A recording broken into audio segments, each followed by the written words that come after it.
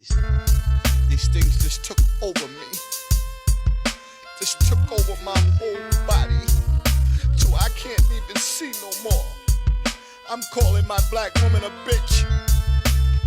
I'm calling my peoples all kinds of things that they not. I'm lost, brother. Can you help me? Can you help me, brother? Please. You see what we did? We lost the love. I'm talking about the love.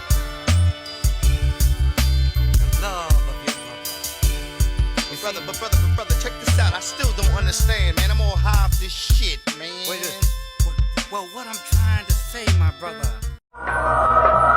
Truth be told, we are not the sum total of our experiences. What we experience are just mere milestones and lessons that we must learn and reach so that we can become greater souls. Life is continuity. It doesn't begin in the womb, nor does it end in the grave. No one can define you. The moment you allow them to define you, then you allow them to become your God. You must realize that you are the grand architect of your own reality. Tap into your imagination and shift your current condition into what it is you truly desire to see about yourself. See, when the people don't control their wealth, they don't control their conditions. If you can't control your wealth, you can't truly control your food source, or your living conditions, or circumstances. But until we have control over our wealth, we'll forever be distressed. When you want to conquer a people, you give them a myth. You get them to believe the myth. And then you have, through repetition, have them form the habit of believing the myth. We've been trained to think about Europeans as our God. So we're at war with who? We're at war with God, because many of us believe in the white image of Jesus, and if that's his son, we know that his father must also be white. So are you trying to tell me we're at war with that? The thing about being conscious and truthful is you gotta be tough, you gotta be ready to get violent, because people are always gonna try to take advantage of you, because if you're winning, they're losing. And those guys cheat and you don't. So they gotta know not to play with you. They gotta know, you can't really think that you're just gonna have an opinion without some muscle. We've also had the mindset of resistance. Even in Los Angeles here, a lot of gangs got started because they were combating the white supremacist groups that were targeting black people in certain neighborhoods. So street gangs were created to really battle them at first. And he goes further than that. He crosses into Europe through Spain, through France, coming in through the back of Italy, trying to crush the Roman Empire. The Europeans, they've always tried to Europeanize African figures like Hannibal. They've always tried to make Hannibal into a European. As a matter of fact, I saw something recently. They were trying to do the same thing with Mansa Musa. We all know that Mansa Musa was a West African king of Mali, who's the richest man ever recorded. And I saw something in a textbook recently that had him white. So with Hannibal, his military genius was something that they don't want to attribute to the African people, but he was an African man. Hannibal was African. There are coins that will show you what Hannibal looked like, and on the back are the elephants that he brought into warfare with him. Hannibal Barca, see, one thing I enjoy is how they always try to take the most prominent, powerful, effective generals, warriors that we have in our history, and they try to manipulate it and Europeanize it, because then it gives them some level of culture to themselves.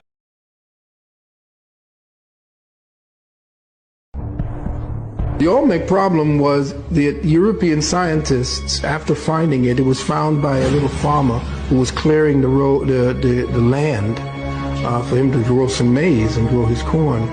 And he found what looked like an upside down pot. And when he called the owner of the land over, they found out what it was, and he excavated it, and they found this gigantic head. Now that was back early in 1837 or 1897 or something around that time. When they found that and they saw this Africoid face, that completely turned everything around, because they thought the Mayan civilization was the oldest civilization here. Now, when they found that the Mayan civilization was not the oldest civilization, and that Africans all through the histories were supposedly brought here as slaves, they did not want to fess up and change their whole curriculum to state that there was an African civilization in the Americas some 5,000, 10,000 years ago. The other part of it is that during the Reconstruction period after the Civil War, the Vatican put out an edict very quietly that all Western books and academia had to first be passed through the Vatican census. So the Vatican said that any evidence of black history here had to be taken off of the history book. According to Dr. Ben, the original name of Africa was Alkebulan. Africa, the whole continent, was also called Ethiopia. As a matter of fact, the Atlantic Ocean was called the Ethiopian Sea. So there were several different names. Africa was really described by different tribes. It wasn't a whole monolithic society. But eventually, they named Africa after a European. Africa was not called Africa. It's actually named after the one who actually conquered the Carthaginian Scipio Africanus. So they usually, the Roman types of system is that the conquering general gets to name the region he conquered. They always say, like in the summertime, black folk don't act right. It's not that black folk don't act right in the summertime, it's just that black folk come to their senses when it's warm.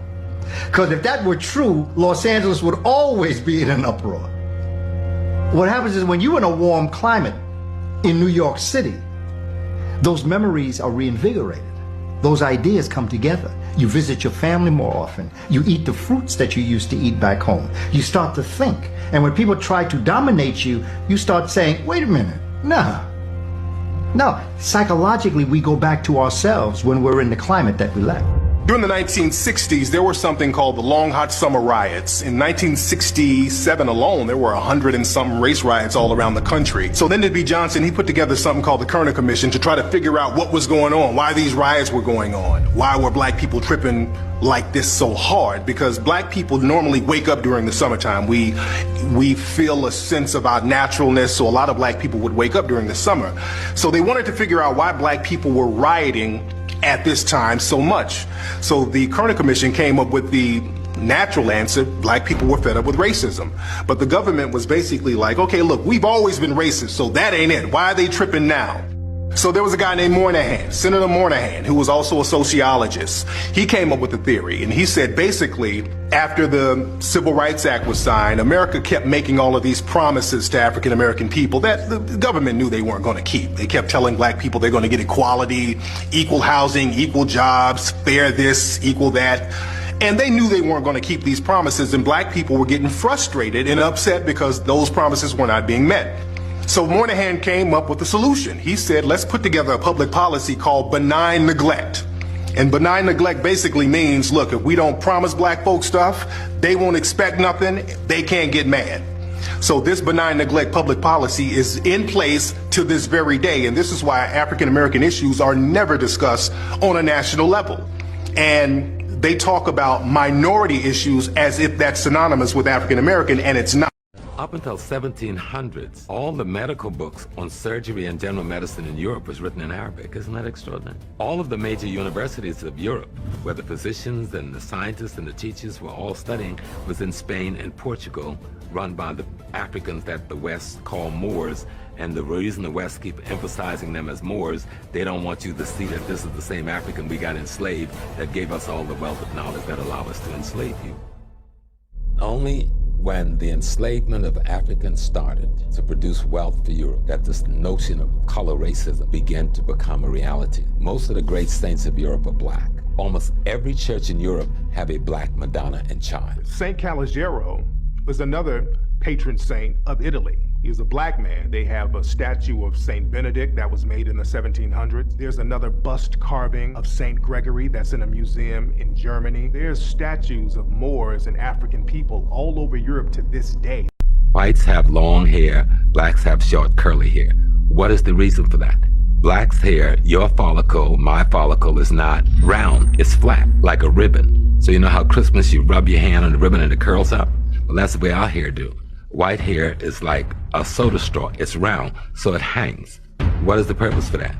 All of the main arteries that take the messages and information from the brain to the rest of the body pass through the human neck. So if you're caught in an ice age, you've got to grow enough hair to shield the neck, to insulate the neck. Otherwise, you're gonna die. Same thing with the nostrils. When you're in the sun of Africa, you need these big nostrils we have because you got to cool the brain down. But if you're in Europe and all that ice, you don't want to cool the brain down. So you need a smaller nostril bridge so you can warm the air up that's coming in. These simple physical anthropological realities. Pineal gland, which produces melanin, it's shaped like a pine cone.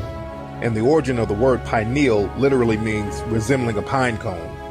Now, in ancient symbolisms, the pine cone has always been represented because people knew the importance of the pineal gland as it related to melanin and the universe. If you were a breeder, male on one plantation, and a female on another plantation, or even on the same plantation, even if you were mother and son, they would mate you. And so I tell a lot of my patients and a lot of my friends, you got to stop using the MF word, because that was a description of what actually happened when the paper bag would go over the head to put one breeder against another when they were related. One began as a slave. That's not what God put you here for. If you know anything about the history of slavery, that's the first thing that they did. They beat your history and your native tongue out of you. And what's amazing about America, even the state of Texas, the school board is now expunging slavery out of the books, so they won't have to be held accountable for what they did. It's going to be difficult for people to prove intellectual inferiority. That's why even in our textbooks in school, they don't like to teach our children about black inventions. Because even greater than our African history are our American inventions. Because from nowhere, you're coming up with things that revolutionize the American social and economic order. Well, basically, there is a proverb that says that the only thing that peoples of European descent ever created was the patent office, because they stole everybody else's ideas and put their name on it. During slavery, because you were the property of your master, a lot of what we invented was automatically given credit to the master. The credit was forwarded to the master because we was property. We weren't allowed to take fame or notoriety for the things we created. Anything that made work easier. Why would white people want to invent something that make work easier when they have black folks to do it? You have a huge incentive to try to get things to move smoothly, so that you don't get any more lashes, or somebody doesn't now have to sell someone else in your family. There was a lot of incentive to create inventions. And that's another thing. Most of our black inventors had to deal with idea theft. White folks would come in and say, we did it first because we didn't necessarily know the process or have the money to patent our inventions. So white folk will find out what a black person invented and go do it real fast and get their application in, because back then the process wasn't as thorough as it is now. Whoever got their application in first to the patent office, that's who got the patent. So we got thousands of inventions by black people. We'll never even know it because of the fact that they were stolen. They don't want anyone to know that we invented things. If it wasn't for black people, white people couldn't take a dump. A black man invented the toilet, and he just made it white on purpose. A slave by the name of Black Sam, Eli Whitney's slave, created the idea for the cotton gin, and his master took it and patented in his own name. How could he do that with no benefit of books? He wasn't even allowed to learn. A lot of people assume just because African slaves were illiterate, they were ignorant. And there's a real big difference, because African people, they had a very elaborate language or elaborate languages over in Africa. When Africans were brought over here, they were taught a bastardized version of English, and they weren't even allowed to see the language written down. And they were taught the language by lower class Europeans who were living in the South. So even though there was that major obstacle, blacks still did phenomenal things. Thomas Edison was known for stealing people's inventions. He was known for taking the inventions of a few African-American inventors. Lewis Latimer, Granville T. Woods actually went to court with Thomas Edison, and Granville T. Woods actually won his case. Thomas Edison tried to bring Granville T. Woods to court on that invention. And I just saw a commercial for Mazda, I believe, cars, where they said, here's a man holding 1,000 patents. Well, 90% of them he stole. Alexander Graham Bell and Thomas Edison, who are probably considered America's two greatest inventors of all time. But guess who was designing their blueprints for the patent application? A black man. Now let's think about this for a minute. If you invent something, why do you need me to do the blueprints for the patent application? If it's your idea, how in the hell can I do the blueprints for it? You can't do the blueprints for my idea. I have to do them.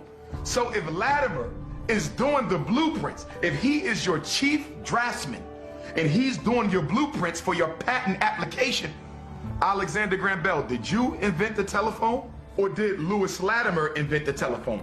Thomas Edison had a whole troop of people that was in his sweatshop, and depending on the invention, he would hand it over to that particular department and tell them, see what it is that does, and then do something a little different, and we'll patent that.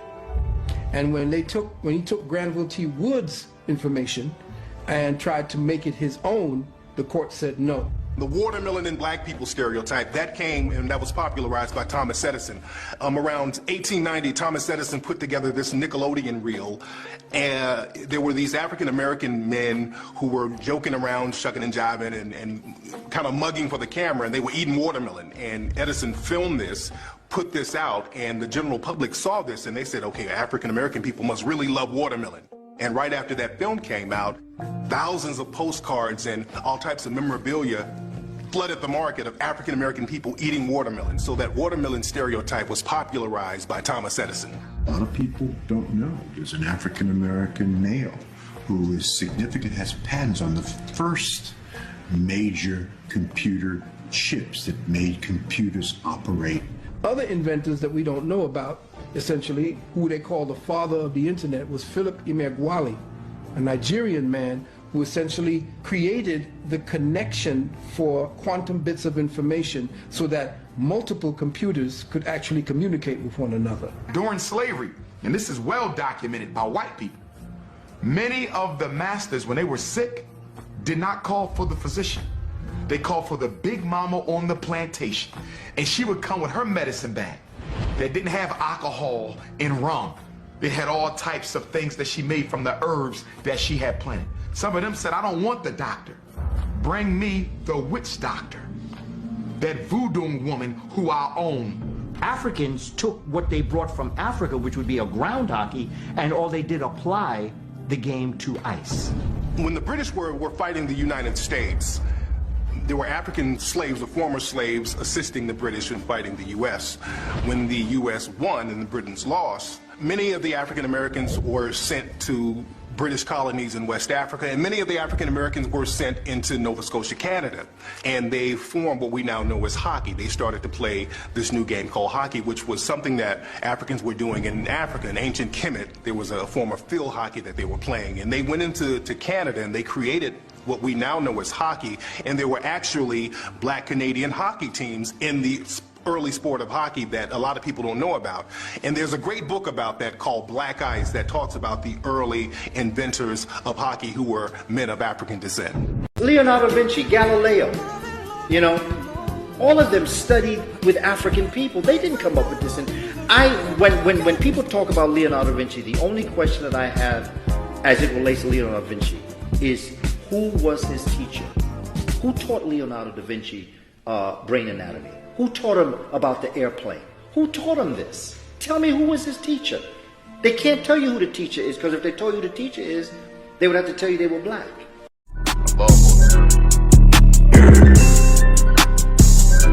We honor those who honor the truth. These things just took over me. Just took over my whole body. So I can't even see no more. I'm calling my black woman a bitch. I'm calling my peoples all kinds of things that they not. I'm lost, brother. Can you help me? Can you help me, brother? Please. You see what we did? We lost the love. I'm talking about the love. The love of your mother. But brother, check this out. I still don't understand, man. I'm all high off this shit, man. Well, what I'm trying to say, my brother. Truth be told, we are not the sum total of our experiences. What we experience are just mere milestones and lessons that we must learn and reach so that we can become greater souls. Life is continuity. It doesn't begin in the womb, nor does it end in the grave. No one can define you. The moment you allow them to define you, then you allow them to become your God. You must realize that you are the grand architect of your own reality. Tap into your imagination and shift your current condition into what it is you truly desire to see about yourself. See, when the people don't control their wealth, they don't control their conditions. If you can't control your wealth, you can't truly control your food source, or your living conditions, or circumstances. But until we have control over our wealth, we'll forever be distressed. Rewind down. This one takes us to China. This is from the Yuan dynasty in China. You can identify black folk in at least 4 historical periods: in the Shang dynasty, in the Tang dynasty, in the Yuan dynasty or the Mongol dynasty, and the Ming dynasty. And the Ming dynasty is interesting because this is where you have the appearance of the man named Bodhidharma, who is credited with introducing martial arts from India to the Far East. So they don't want us to know how great we are, because that's the missing link. If we really knew how great the potential that we have, and that's really all we have left. We have nothing left but our potential. And whenever that potential is able to get free, then we go to the top. They don't keep you out because you're the worst. They keep us out because we are the very best. If we go back to the 1980s, if you remember, there was a lot of focus around whether or not black men had a gene that predisposed them to violence. What's making black men kill other black men? Nobody said anything about slavery, the after effects, self-hate, miseducation, economic castration. Because I can tell you that miseducation and economic castration, that is the lack of jobs, is the mother and father of violence. If you don't educate me properly and you keep me from making a decent livelihood for me and my children, I have no choice but to go to the underworld to feed my family. And in the underworld, I'm likely to come face to face with somebody else who's trying to feed their family at my family's expense. It breeds the violence. And even if you're not selling drugs, the fact that you're walking around knowing as a man that you can provide for you and yours, which is a natural responsibility, it breeds the anger that we sooner or later let off on one another. And whenever you read a story about a black man killing another black man, they never give you the contextual relevance of what happened. You coming out of the store, I'm walking in the store. I bump you accidentally, you turn around and you kill me. On the surface, I just look like a crazy, angry black man. Nobody's gonna tell you I got fired from a job yesterday for standing up to somebody who called me out my name. Nobody's gonna tell you that I've been putting in job applications for 2 years consistently, and as soon as they find out that I've been to prison, they drop me from the job. They don't put it in context. 75% of the violence that's taking place out there by black people is economically based, and nobody's dealing with it. Half the black men in Philadelphia, unemployed. Half the black men in Baltimore, unemployed. Half the black men in New York City, unemployed. But you don't want to tie that to the rise in violence? Everybody knows when there's never enough jobs in society, violence goes up, even amongst white folk. This is what sociologists study. This is the science of criminology. No jobs, violence. More jobs, less violence. You know this. But when it comes to black people, we don't want to put it in context, because we are trying to do what? Exterminate the image. We're trying to get people to see black people as an unnecessary hindrance to the progress of humanity. Melanin is a molecule.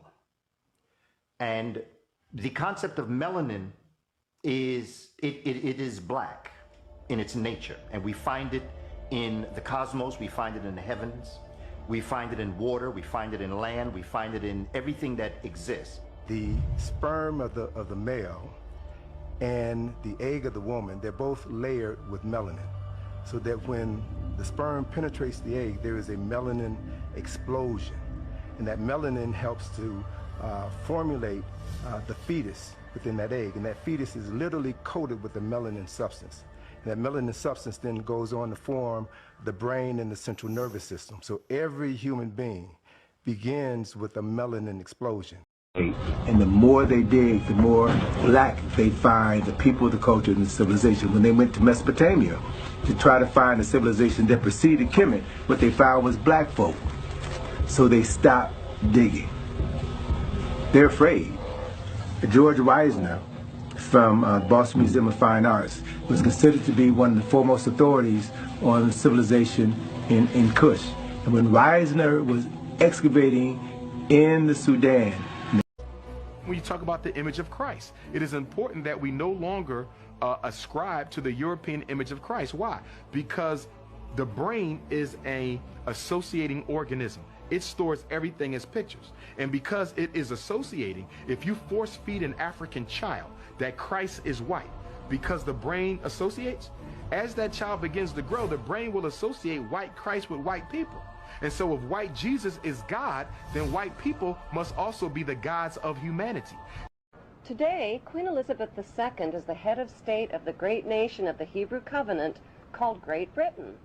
Her genealogy chart, according to the College of Heralds in London, traces her blue bloodline back to Abraham, who many modern scholars believe to be the Egyptian pharaoh, Amenemhet I. By connecting 22 dots, the true Hebrew and royal Egyptian identity of Queen Elizabeth II comes into focus. Number 1. What is the stone of Jacob, a Hebrew patriarch, doing beneath the Queen's throne chair? Number 2. Why was the Queen crowned at her coronation ceremony on top of a symbolic Egyptian step pyramid? Number 3. The monarch's crown has 12 stones at the base, each representing the 12 Hebrew tribes. The 12 stones of the 12 tribes were also worn on the breastplate of Hebrew high priests in Canaan. Number 4. The Union Jack represents the reunion of the United Kingdom of the 12 tribes of Jacob, or Jacob. The Union Jack is red, white, and blue, the same colors as the 3 crowns of Egypt. Number 5. The royal scepter originates in ancient Egypt and was carried by the Egyptian god Amun and by Egyptian pharaohs, who called themselves the Son of God. Why was this country founded with 13 colonies? Why not 12? Why not an even dozen? Why not 10? Why not 15? There was a reason why these Masonic founding fathers of America chose the number 13. You're taught in this society, in Western society, that 13 is an unlucky number. Yes. Friday the 13th is an unlucky day. Yes. Most buildings don't have a 13th floor, but yet we see that the number 13 has been repeated 13 times on the Great Seal and the dollar bill. We see that this country was founded with 13 colonies. So obviously, to those who know the truth, 13 has a different meaning. And for those who understand Kemetic history, the history of ancient Kemet, I take you back to the story of Asar, the story of the murder of Asar. Asar's body was cut into 14 pieces, and a set found 13 parts of Asar's body and remembered him. So for the Masonic founding fathers of the United States of America, they established this country with 13 colonies because symbolically, metaphorically, they saw themselves as reconstituting the body of Asar, the 13 colonies here in the United States of America. You can call it religion, ethnicity, anything you want to, but its ultimate reality is that it is used to do what? Control the behavior and perceptions of other people in the interest of the people who belong to that thing. That's all it is. And the first question you ask, and so the thing goes out, you're anti-Semitic. Now, it doesn't matter what you said, whether you told the truth or not the truth, or this or that, has nothing to do with that. Not at all. It has to do, now the next question you're going to ask is, oh, how can I not be anti-Semitic? Don't say this, don't say that, don't do this, don't do that, and then we won't call you what? Anti-Semitic. And so when in striving to be what? Not anti-Semitic, you then what? Fall under the control of another people. Regardless as to whether they are right or wrong, or regardless of how unfair they are, as soon as you meet the requirements of not being called anti-Semitic, you're under control.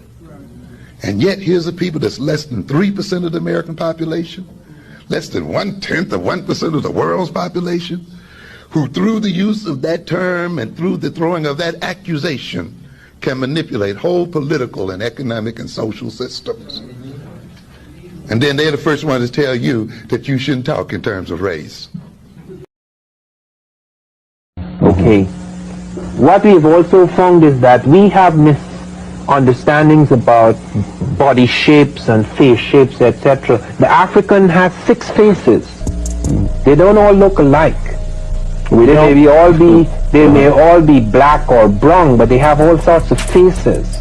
Like, for example, you have the Somali. People thought that these were mixed people. These are pure-blooded Africans, no mixture. They're in a different zone. They thought they were mixed because they may have a narrow nose, for example. Many Africans have narrow noses because they're in dry heat. Okay, so that people made all sorts of stupid mistakes. It's only now we begin to realize you have ranges of African, you have ranges of of other types, but the African has more ranges than any other people.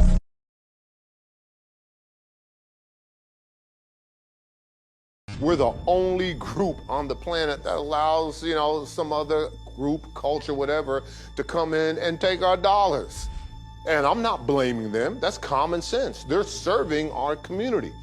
But you mean to tell me there's not an entrepreneur out there who got an idea for a gym shoe? And what do we know? Black males, we buy 1 out of every 5 pairs of shoes that Nike manufactures. Black females, we are 6% of the population. Black females buy 27% of all shoes and cologne manufactured here in the United States. You mean to tell me there's not a black woman out there that wants to manufacture shoes, that has an idea for cologne? Well, we have got to find these individuals and we got to bankroll them to make sure that becomes reality. Do what every other ethnic group has done. Like the 7 attributes of a good woman. Speak on that. Well, I think that's out there a lot of places, but you know, I just mentioned things about forgiveness. You know, we remember everything somebody else do. Certainly our men, but we forget about what we do. Right. I talked about patience, having a sense of humor, cooking the proper food, speaking in a civilized way to our man, setting a good example over our children, and not wasting all of our money trying to look good instead of be good. And I just talked about those types of things. You know, a good black woman is always concerned about her nation. She is not under any kind of self-hypnosis of America, trying to be somebody who she's not. She is not out taking all of her hard-earned and her man's money to spend $100 on her fingernails. A woman who is busy and taking care of her family and doing the right thing don't have no time for no Cardi B fingernails. Cardi B have that because she's an entertainer. You know, all of the women out there with the hair down to the floor and just, you know, we exaggerate. And if that's not the deal, then you're not part of the solution. And so we have to look at this very carefully, and we have to let folk know, whatever they may be, with all those minorities, if we all came together, we would understand we are the majority. But as long as we are divided, we will be conquered. And as long as they can play one group against another group, whatever it may be, whether it is the internal Willie Lynch syndrome or whether it is a cultural Willie Lynch syndrome, we will always be controlled, contained, and dominated by the true minority.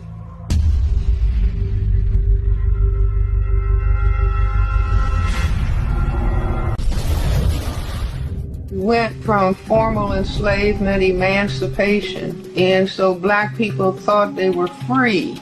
And then what happened? The black codes were instituted. In other words, if the black people had just, you're free from enslavement and now just spread out in the population and nobody's focusing on color, white would have disappeared. We wouldn't have a white population in America. So the black people had to be put again under control with the black codes, and of all the black people, the black men in particular. All of a sudden you got 4 million free people.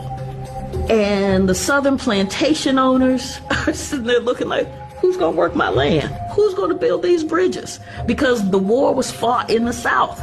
Bridges destroyed, train tracks ripped to shreds. The economy can't move. You know, you begin to think about if you don't have these kinds of arteries that can move goods and products from point A to point B, if you can't get stuff from the port into the interior. So part of what they come up with, they being the state legislatures in Mississippi, Louisiana, Georgia, Alabama, South Carolina, are the black codes.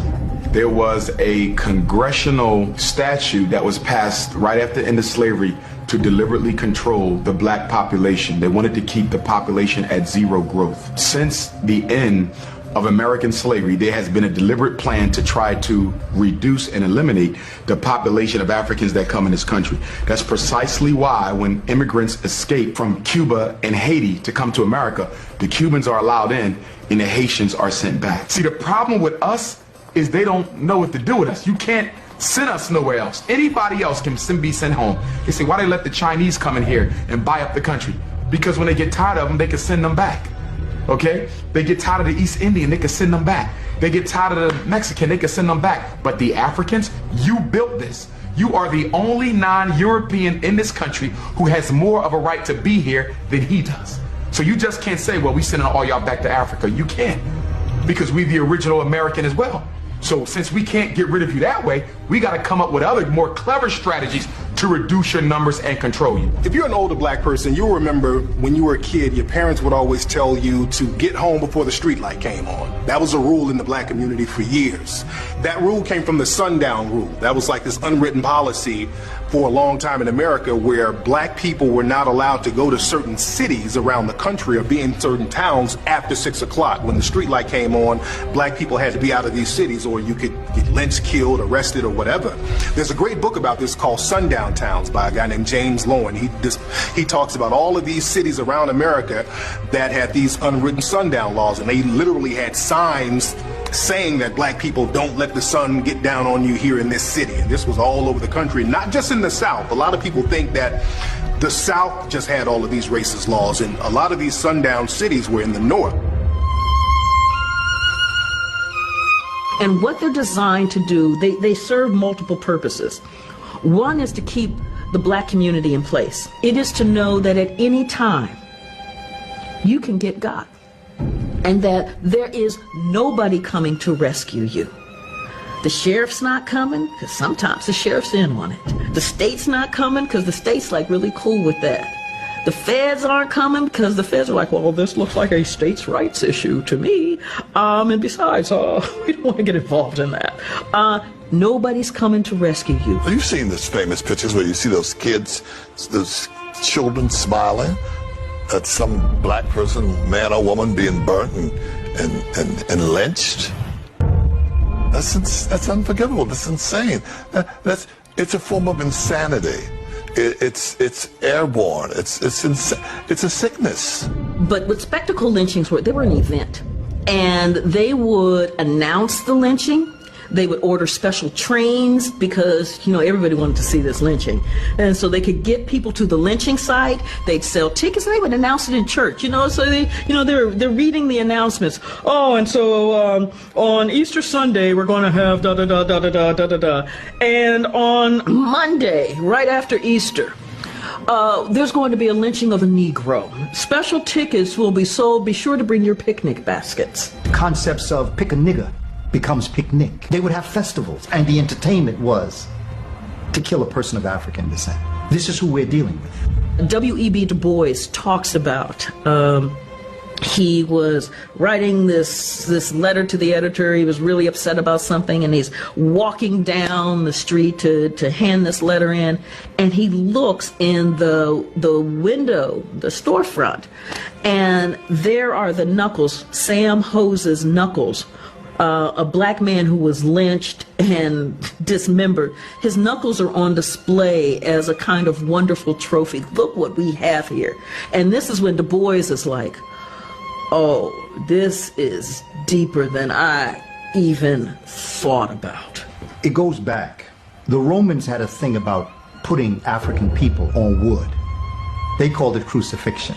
Moving aside from the religious concept, historically speaking, that did occur. But they didn't put them on a cross. They put them on an X, hands and feet spread. And the taking of their genitals and the cutting of their bodies, the organs, and eating it. Vlad the Impaler put people on wood. They enjoy the relationship of blackness and people to wood. Envy, jealousy, envy of the power that you as a black man have. That's why they always wanted to castrate you, because the sperm that you carried could completely eliminate their race and nationality. That's a lot of power, because they can't make nothing but their own kind. You can make any kind. They're always trying to put something, blame some area. It's all America. If you're in Mississippi, or if you're in California, if you're in California is a myth. They're always pretending California is very liberal, and I think Mississippi burned what, once? Maybe twice, during Martin Luther King and Kennedy. Maybe twice, 2 or 3 times, I don't know. But up north, California has burned what? You don't have enough fingers to count. The North gets a pass The North gets a big pass. So, you know Mississippi.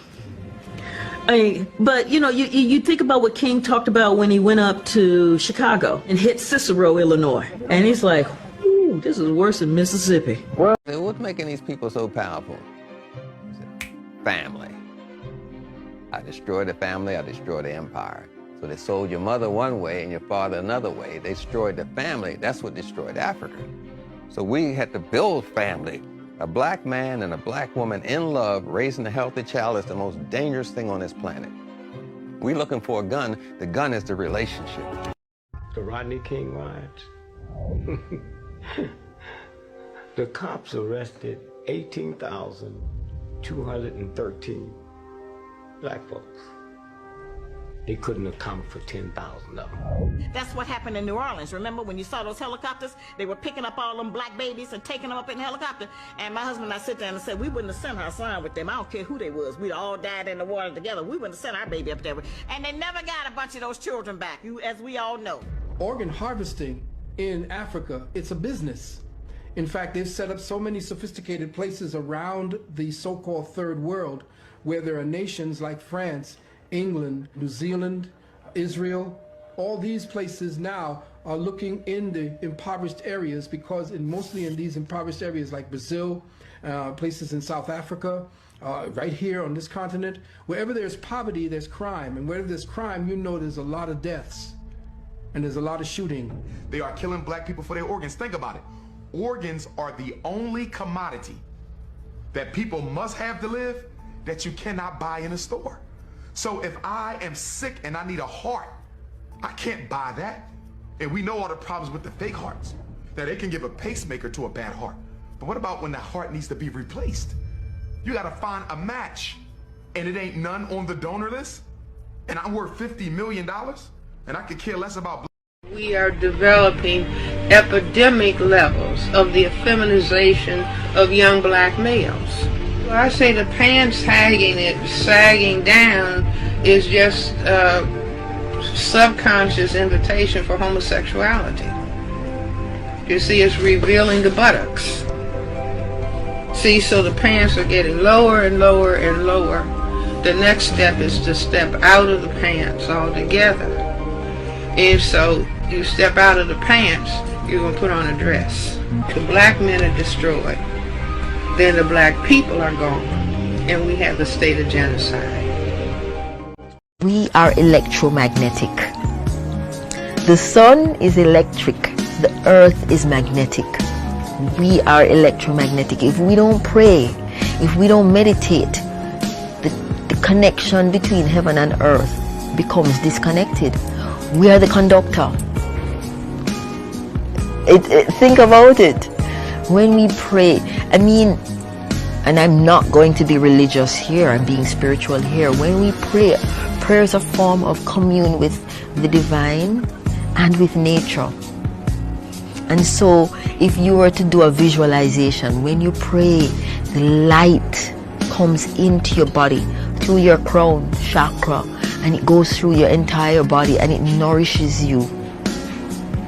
And then that's a circle. It's almost like, you know, in physics you see the magnet and the flow of energy around it. That's exactly. We honor those who honor the truth.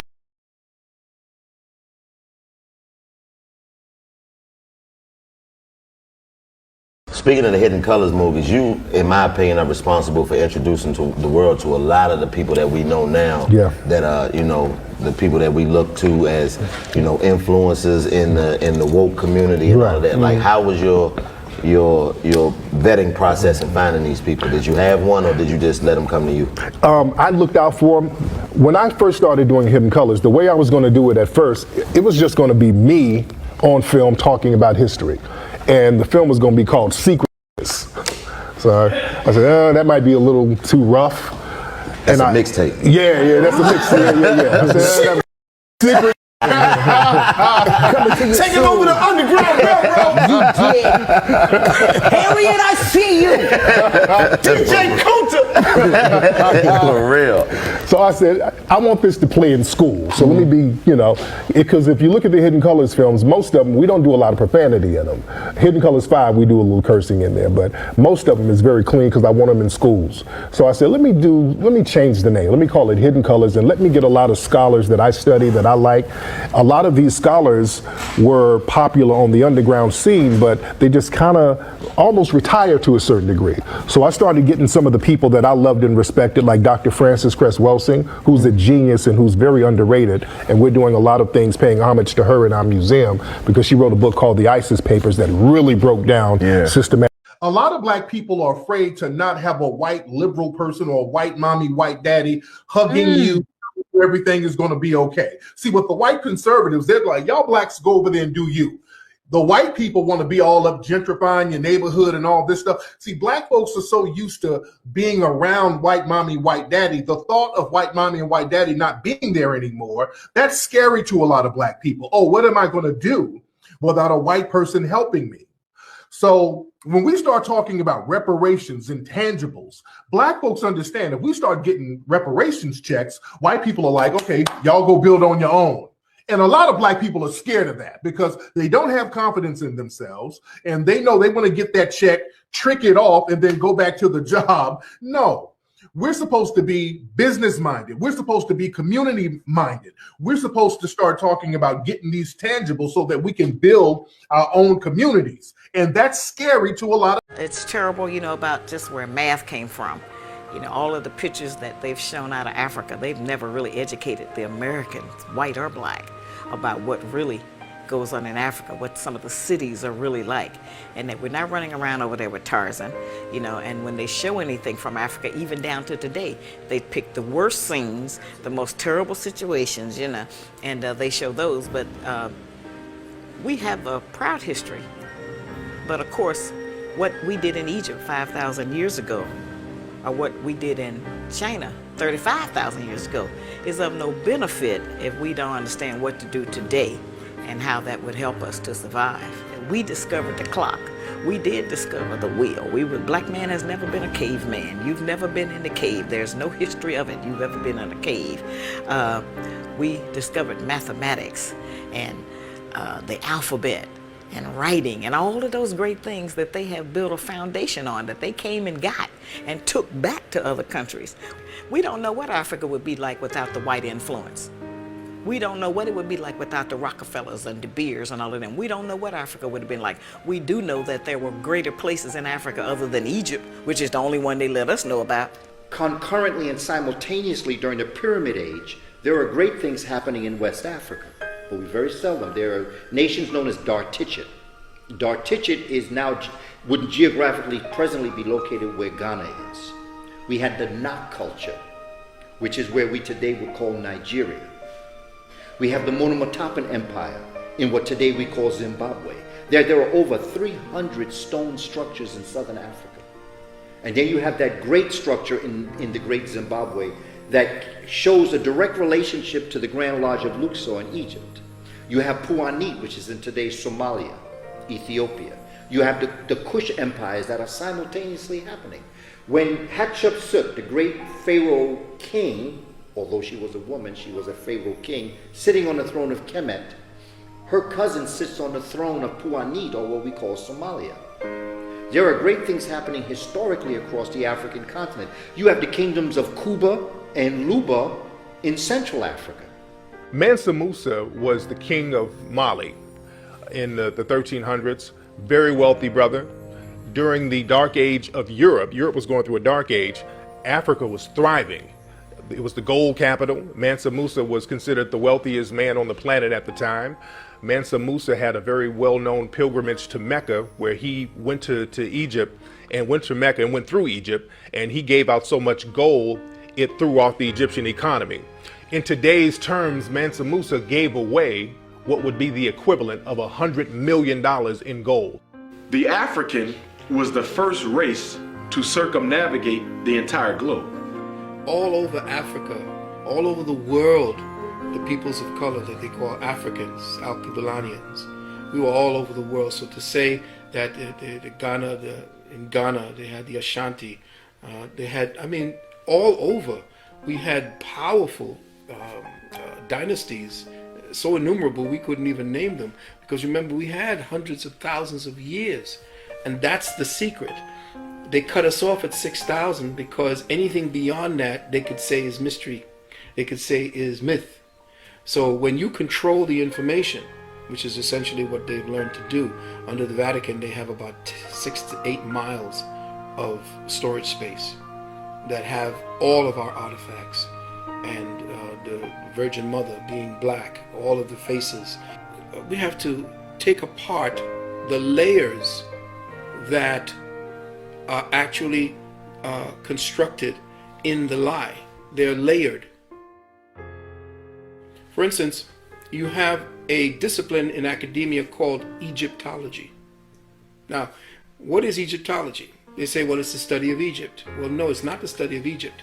Egyptology was created by the Vatican in order to make sure that there was a screening mechanism in place to explain away the truth that was being excavated every year, that kept giving them proof of who the ancient Kemites were. So Egyptology and Egyptologists are essentially agents of this information. Where else do you see a society, a people, and a way of life actually become a science? Unless you have specific purposes to make sure that the information that you are gathering on those people are given the proper perspectives to maintain the lie. So you don't get an Americology, you don't get Europology, you don't get Russiaology. Richard Pryor, right? When he had his special back in 1977, there's a scene. They only allowed him to do 5 shows. In fact, they were rather ignorant because it took them 5 shows to realize what the brother was really doing. Richard Pryor, there's a scene where he goes in to the pyramids, and he is carrying the bags of the archaeologists and the anthropologists who are of European descent. And they're talking amongst themselves about what this find is and its importance, the greatness of it. And Richard Pryor is in this temple looking all around, and he begins to say, but all these people are black. He said, look at that guy over there, that guy look like my uncle. And he's just, you know, I mean, it's humorous, but what Richard Pryor is actually talking about is that, you know, these are black people in these pyramids, and these are the people that built these pyramids. He's saying, wait a minute, these people... And then all of a sudden, the camera begins to show the anthropologists of European descent, and they start to nudge each other because they realize, hey, you know, the guy carrying the bags is looking around and he's learning some things in here. So very quietly, you see them backing out of the pyramid, right? And Richard Pryor is still there talking about how great the pyramid is, and then all of a sudden, they show you the door close, and all of a sudden the scene goes black. Which means that was the blackout on the information for black folk to understand their history. This is what Richard Pryor was dropping on us in 1977. This is what actually has happened. Richard was telling us, this is what has happened to us. Because as you become conscious, and brother becomes conscious, and as a community we become conscious, the Europeans who know this are beginning to realize. So they're trying to shut the door on us. It's really annoying to me that many of our people think the white woman is more gentler and nicer than the white man. And I remind them, that's his mother. What are you talking about? She kept that going. Can all thank the Twa Mbuti for our presence here. Had they not done what they did, we wouldn't be here today. They populated the world about 100,000 years ago. There is evidence of a woman found in San Diego, California. Her bones are about 80 to 90,000 years old. When you look at the California, named after Queen Khalifa, it was an African woman. So that when we're looking at these migrations, when we're looking at the people here, people came in waves. And the first wave is going to be the Twa Mbuti. The second wave is going to be what's called the Clovis Folsom people. Clovis Folsom are going to be found in Clovis Folsom, New Mexico. McJunker, African American, who was an archaeologist, anthropologist, found these bones.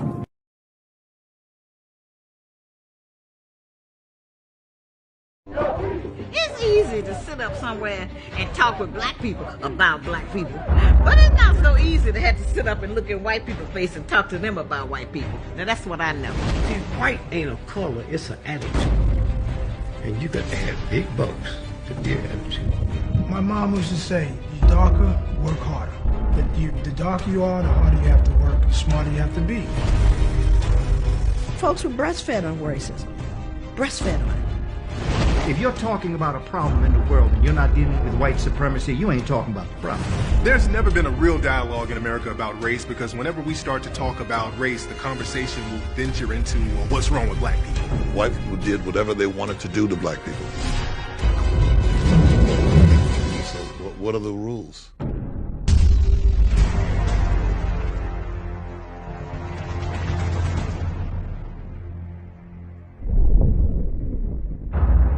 Was Muammar Gaddafi killed?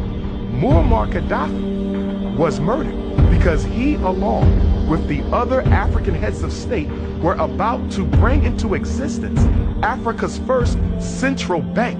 They were erecting a central bank in Africa, which was going to do what? Back its money to the resources under the ground in Africa. Now, what would that have done to the global economic order?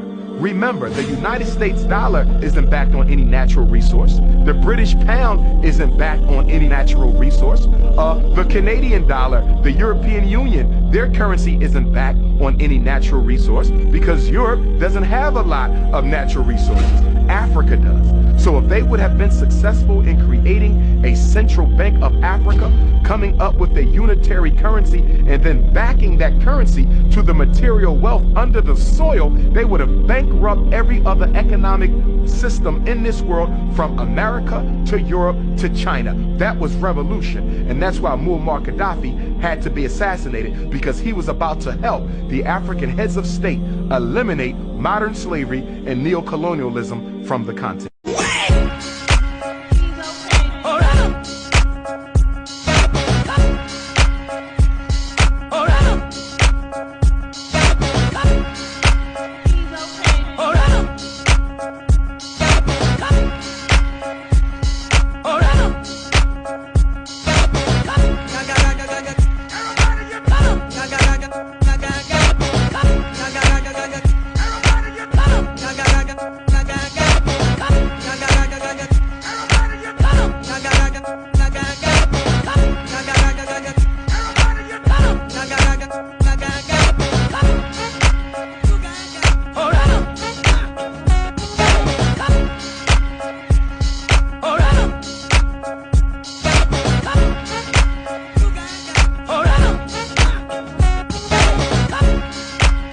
Black women killing it out here. All we gotta do is work with them. All we gotta do is work with them. They say y'all getting money? Well, shit, let's build then. That's not a problem. That shouldn't cause the gender war. That sound like more investment income. You know what I'm saying? But if we ain't working together, it sound like an issue. So I love the fact that y'all getting this paper. Let's build and let's invest. You know what I mean? We gonna protect y'all. We gonna hold the fort down. Niggas gonna stop being suckers. Women's gonna stop being... And we gonna hold it down here in America, where we get respect and dignity from across the world. Then they want to do business with us, but not from a begging and, oh, they oppressing us in America. Man, ain't nobody oppressing you but your mindset. Same people who own the labels own the prisons. Literally the same people? Literally the same people who own the labels own private prisons. The records that come out are really geared to push people towards that prison industry. But they didn't make you write those lyrics. It's not about making somebody write the lyrics. It's about being there as guardrails to make sure certain songs make it through and certain songs don't. Some records are made by committee, meaning record company guys sit around and tell the artists, this is hot, say that, do this. We're gonna have this guy write the lyrics. We're gonna have that. You have, the record company pushing the narrative. Some social engineering going on here to make sure those prisons stay full. The Egyptians call their land Kemet, and they use a piece of charcoal, a burnt piece of wood as charcoal, to symbolize what they mean, the blackest black. In all of their carvings of themselves, they paint their skins dark brown or black. They have white paint, red paint, yellow paint, but they paint themselves blacks. How anyone in the world, with so much information available for the public to see, can even be under any illusions that the Egyptian was even light-skinned? Just when you look at climate and weather. If you go to Egypt, you will notice that the weather is quite hot. And you will notice that it is almost impossible to be able to be outside dressed the way the carvings on the walls are as it relates to the people. Because you would get melanoma before we even knew melanoma existed. So they could not have been depigmented or less pigmented. They have to have been heavily pigmented. So what we have then is various eyewitness descriptions where people visited Egypt and they left an account of the Egyptians in their texts. So what you have is people like Herodotus, who describes them as black-skinned and woolly-haired. Galen, who describes them as having short, black, dry, and brittle hair. Not to mention, as Dr. Clark has taught us, where in the world did they do what they did in Africa? He used to say, are you telling me that Eurasians came out of Europe and built Africa up, but never went back to Europe to develop their civilizations the way they did in Africa? Or does it make sense that it was built up in Africa and it was sporadically brought across the globe to China and to Iraq and to Iran and into Europe where you have the Stonehenge? Would that make better sense? So the answer is, there is no question at this point. These motherfuckers put me in a real mental institution with real crazy people. What the fuck? I might have thought I was crazy till you put me in here with the real crazy motherfuckers. Now I know I'm saying as shit. You ain't lived till you try to break up a fight with a motherfucker and himself. You, fuck you. One of y'all is right. That's all I'm trying to say. I ain't trying to be in your business or nothing. Here the fuck I tell jokes for a living. These motherfuckers got me handcuffed to a nigga who's scraping demons out his face. I'm over there like, Jesus, this is your humble servant, Lord. There's clearly been a miscommunication, Jesus. Just saying this burden is a little bit too heavy for your servant, Lord. I'm just saying, Jesus, my cup runneth over, Lord, is what I'm saying. And the thing is, I ain't even thirsty, Jesus, not a little bit. You can take this whole cup, the pitcher, all of it, Jesus. As long as we were in control, there was harmony on the planet Earth. You know, I often say when I lecture that the African that got on that boat is not the African that got off that boat. When you conquer a civilization, you're actually conquering their God. Because what do? You change the name of God once you change their religion, once you change their culture. There's a bitterness and an anger towards black people for not allowing themselves to remain in slavery so white people can feel privileged.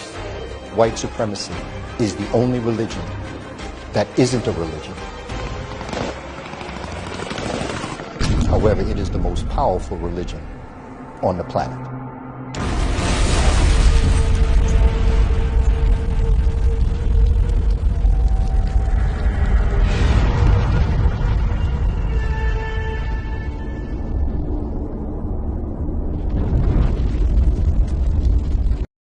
The term Moor started to become interchangeable with the term black because it was basically the same thing. But when the slave trade started, they tried to objectify black people, Moorish people. So they would use the term interchangeably and they would just switch on to calling people black. But if you look at a lot of old documents, there's even slave ships called Blackamoor. If you look at slave records, there was even a boxer out of Virginia who was very popular in the early 1800s named Tom Molyneux, and his nickname was the Moor. So that name was definitely used interchangeably with black or Negro at that time. Moor means black. Like Negro, Ethiopian. Moor means black. Moor is not a people. Moor is a color. That they have taken this word Moor and they have associated Moor with Muslim. There were Moors that weren't Muslim. Moor means black. Who's Beethoven? Beethoven was Thoven Bey. He was a Moor. His mother was a Moor. Yes. And when he went deaf, that melanin kicked in. The inner eye kicked in. He heard music better when he was deaf than he heard it otherwise. There's also another myth that he cut the webbing of his hand down to the bone so that he can get a better stretch. So there's some of the 32nd chords that he had, he plays, and most people can't play. They need like two people playing. That's why some people, in certain instances, you see two people playing Beethoven, two pianos playing Beethoven.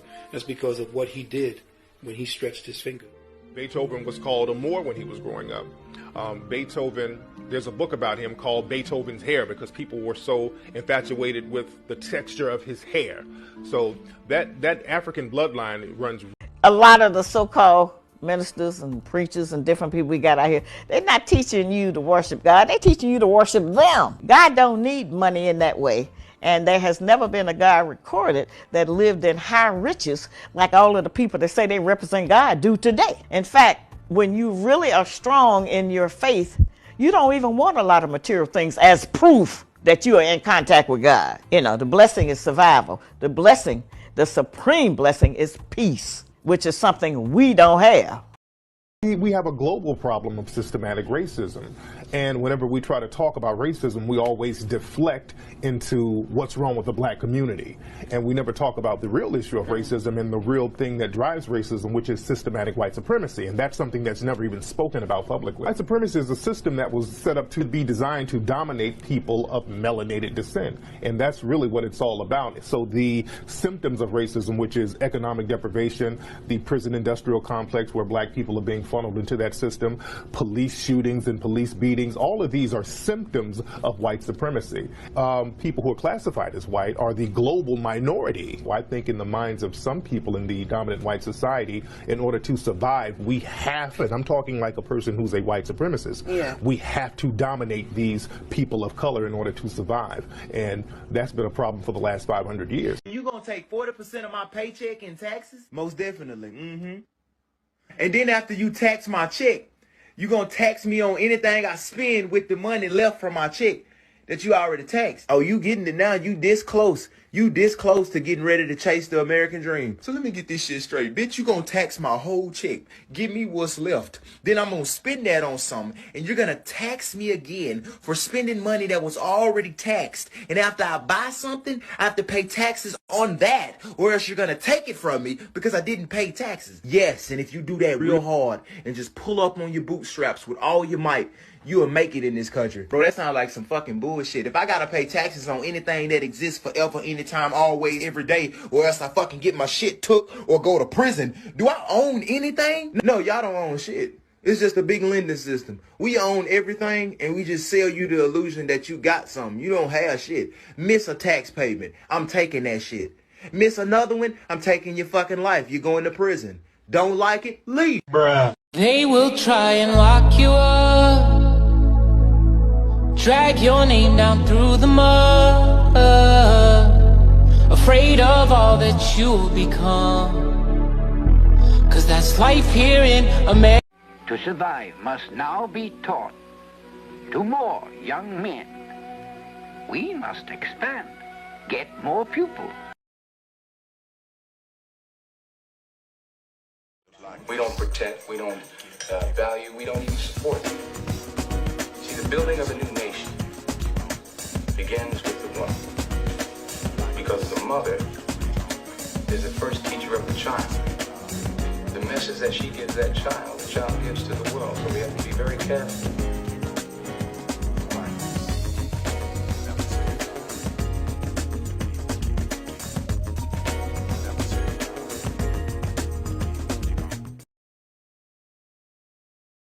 I think you'll find, sir, that there will come a time when black people wake up and become intellectually independent enough to think for themselves, as other humans are intellectually independent enough to think for themselves. Then the black man will think like a black man, and he will feel for other black people. And this new thinking and feeling will cause black people to stick together. There's one thing I've been wondering. What's that? Why did you want a course in black history in the first place? Because I'm interested in it. Are you really? Of course.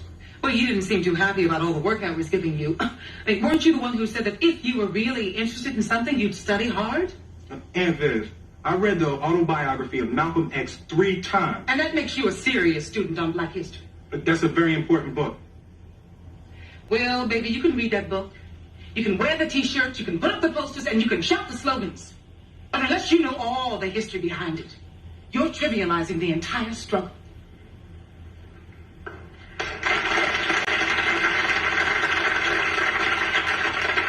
Now, you started something very good here. But it's up to you, baby, to follow through on it.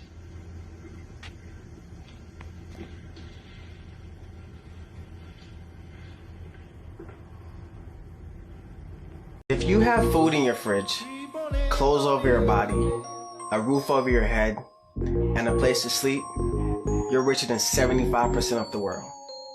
If you have money in your wallet, a little change, and can go anywhere you want, you are among the top 18% of the world's most wealthy people. If you are alive today with more health than illness, you are more blessed than the million people who will not survive this week and die. Life is not about complaining and sorrows. It's about 1,000 other reasons to be grateful and happy. Which one is harder to be in a relationship with, single mom or single father? I'm gonna have to say single father.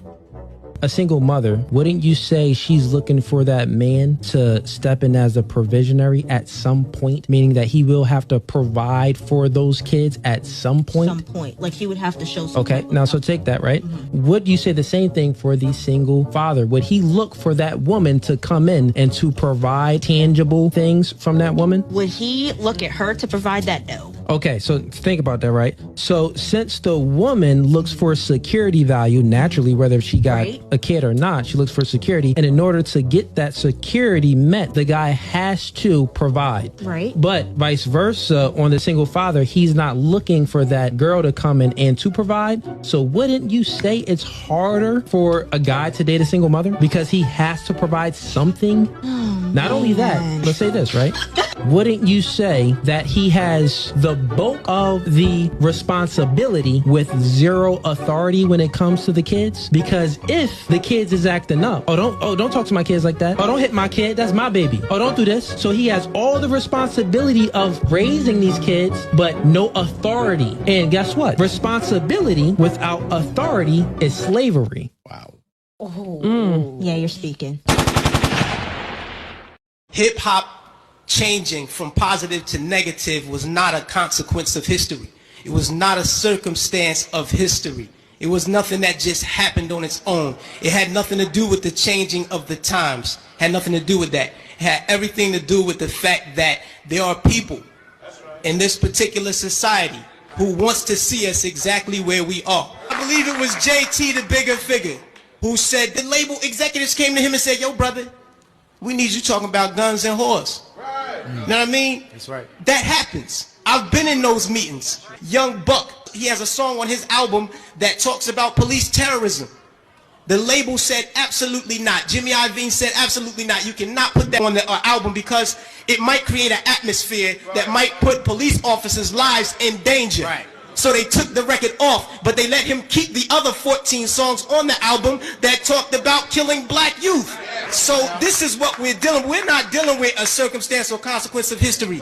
The white man had action. The black man had faith.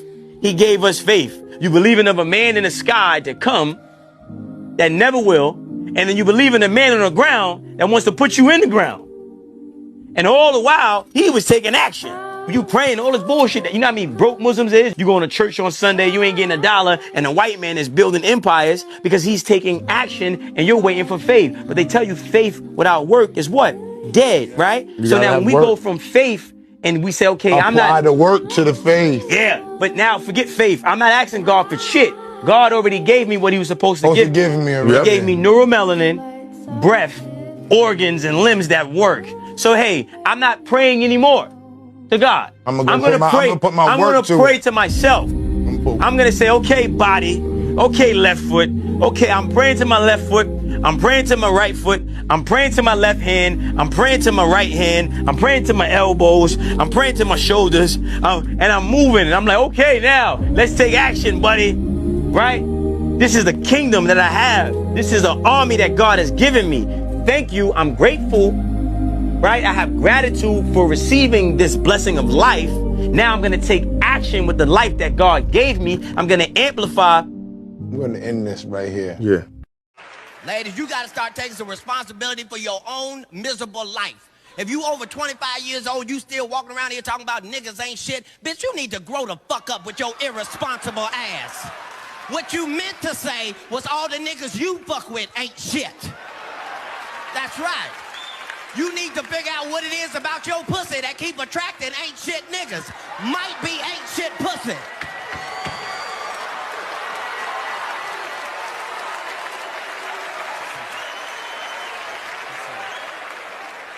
Just saying life is short. That's all I'm saying. You got to enjoy your motherfucking life. That's all I'm saying. If we didn't learn shit from Louisiana, we learned you got to be happy about whatever the fuck you got right now. You don't know what the fuck may happen.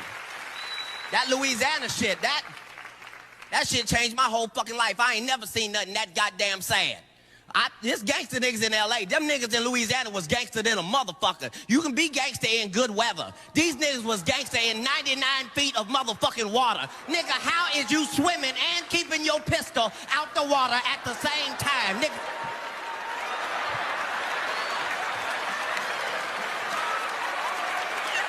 If that ain't some gangster shit. Y'all gotta stop with that whole I got a lot of options mentality, because you really don't. We are living in a generation where the majority of everyone is cutthroat, damaged, battling demons, have hidden agendas, don't know how to give or receive love, fine with situationships and sneaky links, don't have any morals, and just completely lost. It's very rare that you come across someone who's really for you, that's gonna stimulate you mentally, emotionally, spiritually, physically, and financially. Y'all really out here fumbling good people that you come across once in a lifetime, just to spend the rest of yours searching for it in all these temporary people. You'll learn the hard way that not everyone can be replaced. Period. We got this new thing called classism. It's racism's cousin. This is what we do to hold people back. And we got this other thing that's also been working for a long time where you don't have to be racist anymore. It's called self-hate. It works on itself. It's like real estate of racism. Where just like that, when someone comes up and says something like, I am a god, everybody says, who does he think he is? I just told you who I thought I was. A god. I just told you. That's who I think I am. Would it have been better if I had a song that said, I am a nigga?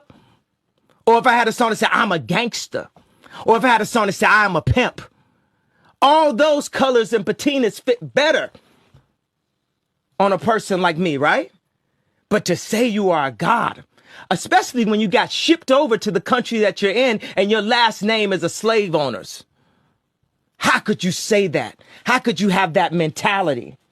Hear me, because you are the generation that is supposed to fix this.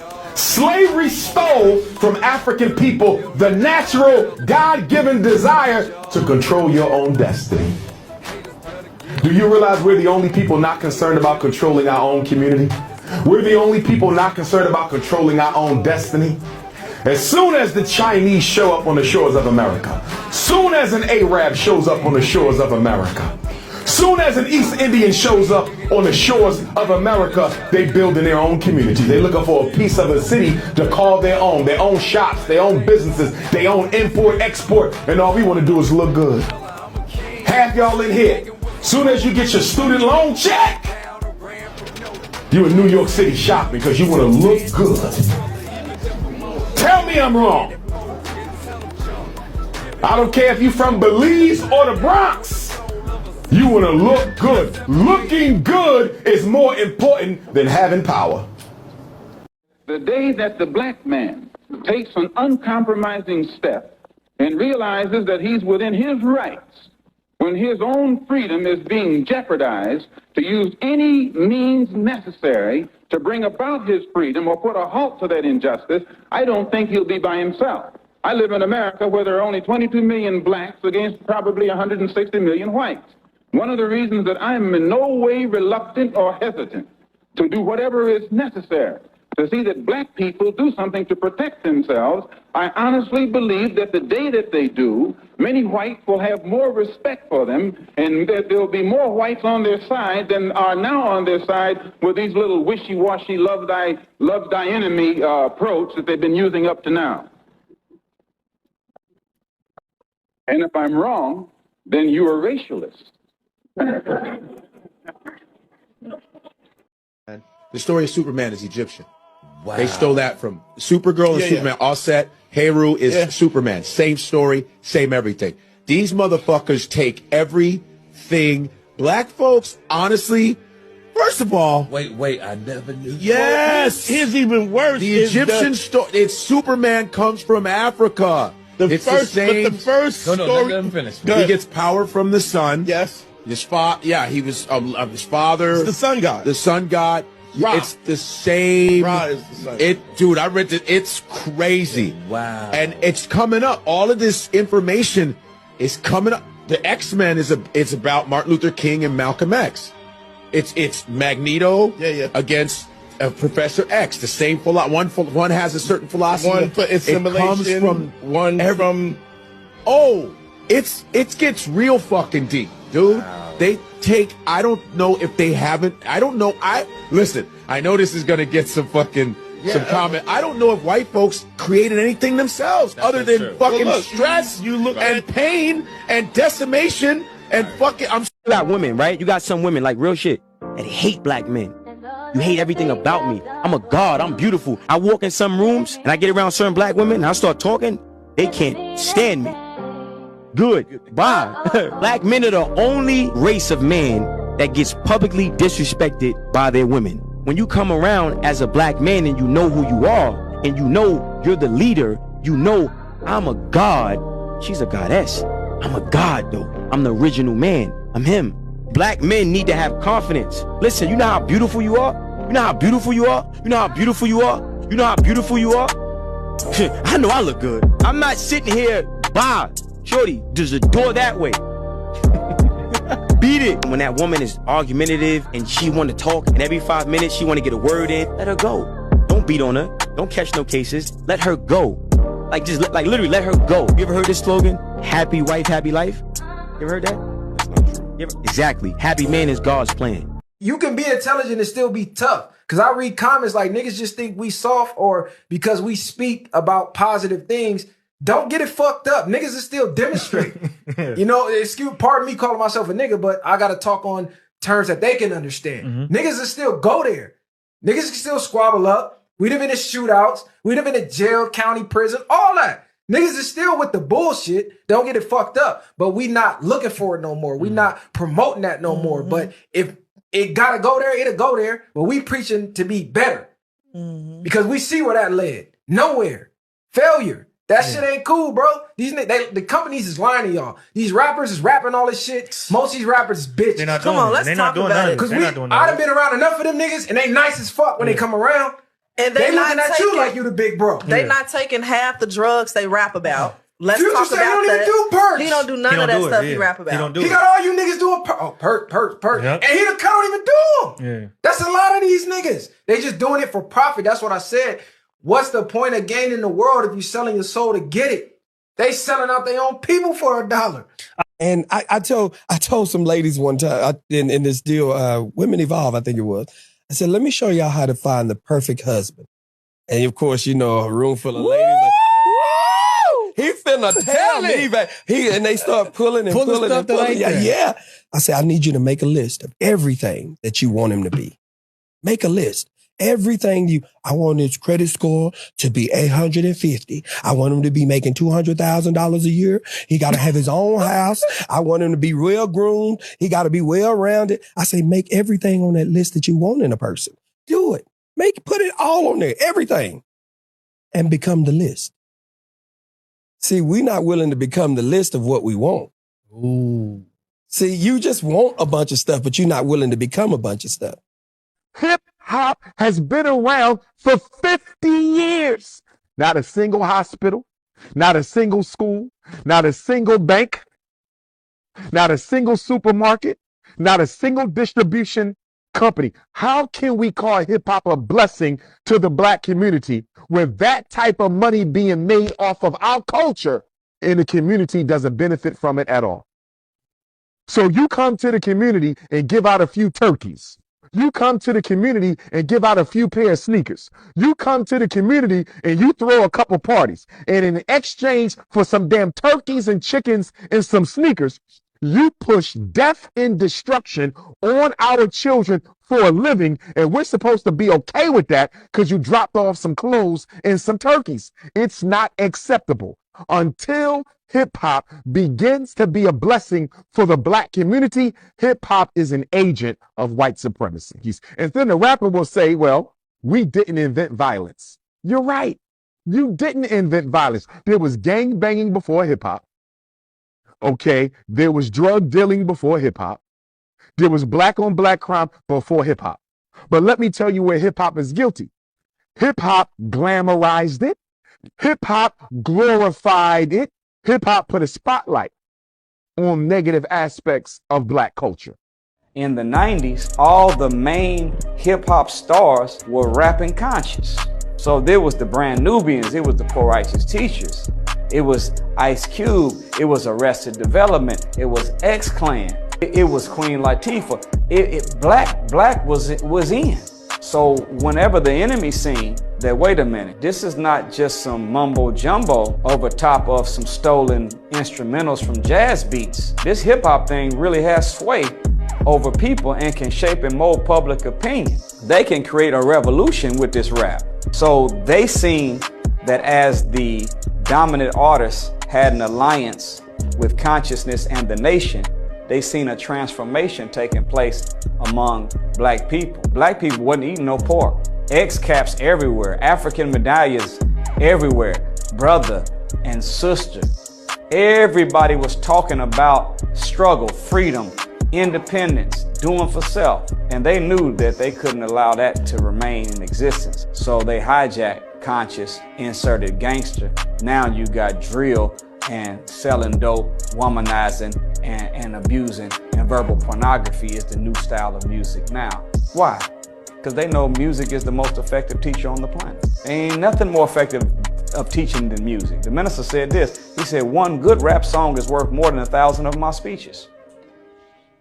Black women killing it out here. All we gotta do is work with them. All we gotta do is work with them. They say y'all getting money? Well shit, let's build then. That's not a problem. That shouldn't cause the gender war. That sound like more investment income.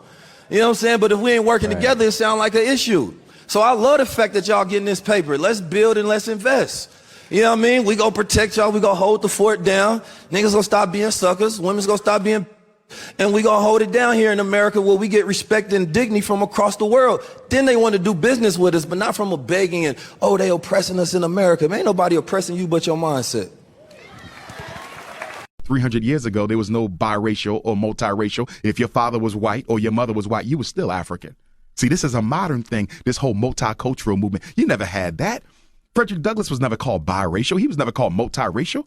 He was called the N-word like the rest of us. There was no separation until the 20th century when America realized that we can use black people against themselves by giving them a new set of identities that allows them to disidentify from each other and identify more appropriately with us. But same people who own the labels own the prisons. Literally the same people? Literally the same people who own the labels own private prisons. The records that come out are really geared to push people towards that prison industry. But they didn't make you write those lyrics. It's not about making somebody write the lyrics. It's about being there as guardrails to make sure certain songs make it through and certain songs don't. Some records are made by committee, meaning record company guys sit around and tell the artists, this is hot, say that, do this. We're gonna have this guy write the lyrics. We're gonna have that. You have, the record company pushing the narrative. Some social engineering going on here to make sure those prisons stay full. Tupac rapped about the struggles in America, and he was somewhat of a revolutionary. And rap music, we never saw that. I don't think in all music we've seen anything like that. No, I can't be what I wanna be what I wanna be. If I work hard at it, I'll be where I wanna be. I'll be where I wanna be. Boys and girls, listen up. You can can be anything in the world, and God we trust. An architect, doctor, maybe an actress, but nothing comes easy, it takes much practice. Like, I met a woman who's becoming a star. She was very beautiful, leaving people in awe. Singing songs Lena Horne, but the younger version. Hung with the wrong person, got her strung on that. Sniffing up drugs, all in her nose. Could've died so young, now looks ugly and old. No fun, cause now when she reaches for hugs, people hold their breath, cause she smells of corrosion and death. Watch the company you keep and the crowd you bring, cause they came to do drugs and you came to sing. So if you're gonna be the best, I'ma tell you how. Put your hand in the air and take the vow. I know I can, be what I wanna be. If I work hard at it, I'll be where I wanna be.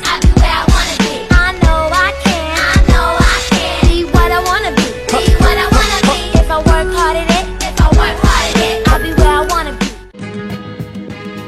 Coming up, I was confused. My mommy kissing a girl. Confusion occurs coming up in the cold world. Daddy ain't around, probably out committing felonies. My favorite rapper used to sing, check out my melody. I wanna live good, so shit, I sell dope for a 4-finger ring. One of them gold ropes. Nana told me if I pass, I get a sheepskin coat. If I can move a few packs, I get the hat. Now that'd be dope too.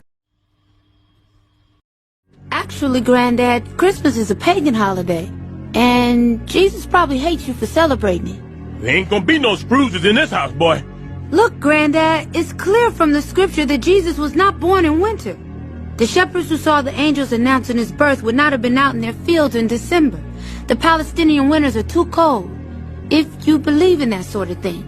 The truth is, Christmas evolved from the Roman holiday Saturnalia, a winter festival where men gave gifts to each other. They also would get drunk, have sex with each other, and beat their wives. People would act so crazy on Christmas, the holiday was outlawed by the Protestant church until the 1800s. To survive must now be taught to more young men. We must expand, get more pupils. What would be your description of a pro-black person? I hate the term pro-black because I never heard of a pro-Mexican or pro-Jew. This is how messed up we are. But for you to have to define a black person as pro-black, do you know what that means? That automatically means by contraindication that most black people are anti-black. If I walk in and you say he's pro-black, because this is what people say when they see me, it'll be 1,000 blacks. He's pro-black. Do you know what you're saying about everybody else in here? They're fucking coons. Do you see what I'm saying? Yeah. We're the only people, we're the people who are for us are the minority. Think about that. You have to describe people who care about black people as pro-black. No other group has to do that. And it speaks to how much most of us are anti-ourselves. I think it's sad that it ain't sad because I want my child to look like me. Every intelligent person wants his child to look like him. I'm sad because I want to blot out my race and lose my beautiful identity. Chinese love Chinese. They love the little slanted-eyed, pretty brown-skinned babies. Pakistanis love their culture. Jewish people love their culture. A lot of Catholics don't want to marry number Catholics. They want the religion to stay the same. Who want to spot up yourself and kill your race? You a hater of your people if you don't want to stay who you are. You shame what God made you. God didn't make no mistake when he made us all like we were. I think that's a philosophy of despair. Despair. I really do. It ain't no despair. Number one, can't no woman. Let me tell you something. I want to tell you. Listen, no woman on this whole earth, not even a black woman in Muslim countries, can please me and cook for me and socialize and talk to me like my American black woman. No woman, and last is a white woman, can really identify with me and my feelings and the way I act and the way I talk. And you can't take no Chinese man and give him no Puerto Rican woman and holler about we're in love and you emotionally in love and physically, but really they're not happy because she's going to hear some Puerto Rican music, he's going to hear some Chinese music. And they're going to be clashing all the time. It's just nature. You can do what you want, but it's nature to want to be with your own. I want to be with my own. To survive must now be taught to more young men. We must expand, get more pupils. Spread love all over the globe, not only in body, but wholly embodies the spirit and soul. The mystics withhold, but the pictures have told. From the source within thought, the scriptures of old. The walk through the parks, to the holding of hands. From kids drawn in the heart, to lovers rolling on the sand. Therefore prophesize against them, prophesize, O son of man. Y'all wanna be the goat, I'll be the wolf, dressed up in sheep clothing when it's time for hunting lamb. Last time I won a ram. It is urgent that you listen. The one who seeks to own you is going to make a powerful discovery. He will use it to destroy your faith in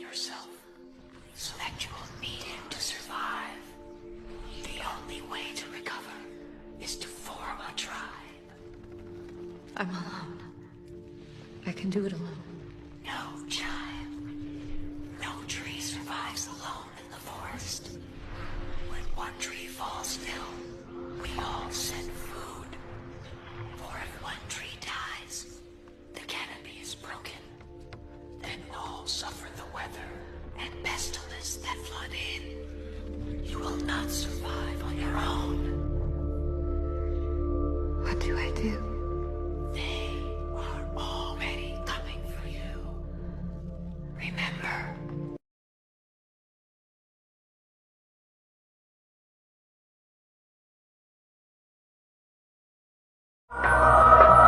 Truth be told, we are not the sum total of our experiences. What we experience are just mere milestones and lessons that we must learn and reach so that we can become greater souls. Life is continuity. It doesn't begin in the womb, nor does it end in the grave. No one can define you. The moment you allow them to define you, then you allow them to become your God. You must realize that you are the grand architect of your own reality. Tap into your imagination and shift your current condition into what it is you truly desire to see about yourself. See, when the people don't control their wealth, they don't control their conditions. If you can't control your wealth, you can't truly control your food source, or your living conditions, or circumstances. But until we have control over our wealth, we'll forever be distressed.